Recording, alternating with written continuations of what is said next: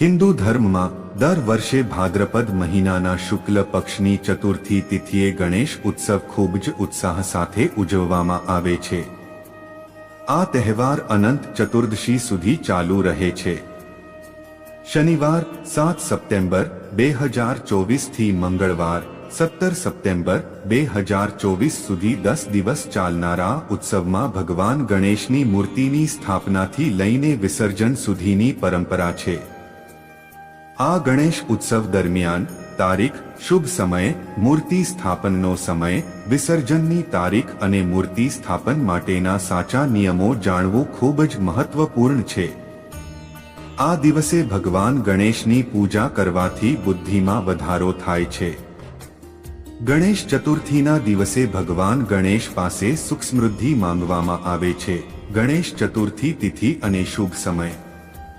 Calendar મુજબ ગણેશ ચતુર્થી 6 સપ્ટેમ્બરે બપોરે 3:01 શરૂ થશે અને પછી 7 સપ્ટેમ્બરે સાંજે 5:37 સમાપ્ત થશે. ઉદ્યતિથિ અનુસાર ગણેશ ચતુર્થીનો તહેવાર 7 સપ્ટેમ્બરે ઉજવવામાં આવશે.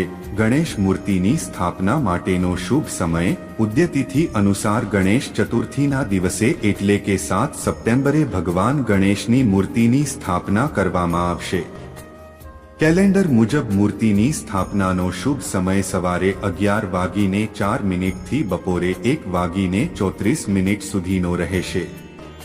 આ મુજબ મૂર્તિની સ્થાપનાનો કુલ સમય 2 કલાક 30 મિનિટનો રહેશે. ગણેશ ચતુર્થી પૂજા પદ્ધતિ. પવિત્રતા. પૂજા સ્થળ અને મૂર્તિને સ્વચ્છ રાખો. દિશા ઉત્તર અથવા પૂર્વ દિશામાં મૂર્તિની સ્થાપના કરો. આસન.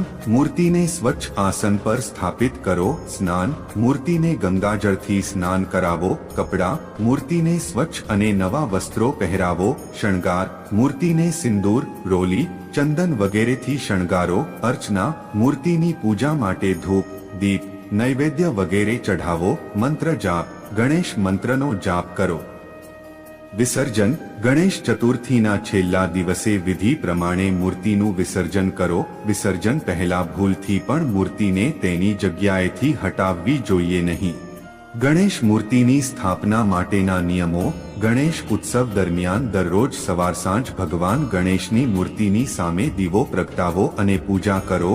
જેટલા દિવસ ભગવાન ગણેશને તમારા ઘરમાં કે ચોરટા પર રાખવામાં આવે છે, દિવસમાં ઓછામાં ઓછા 3 વખત ભોગ ચઢાવો.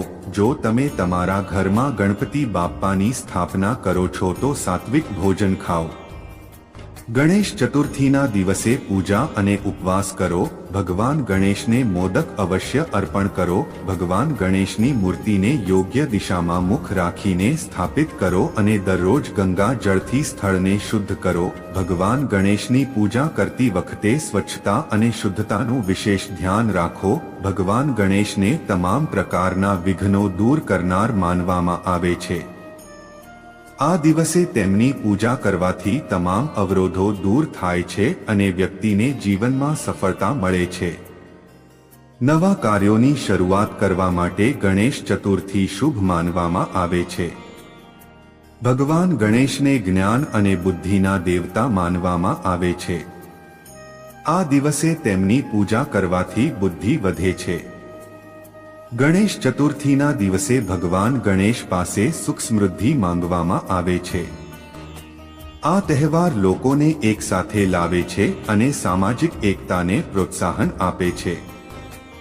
ગણેશ ચતુર્થી સાથે જોડાયેલી ઘણી પૌરાણિક કથાઓ છે જે આ તહેવારને વધુ મહત્વ આપે છે.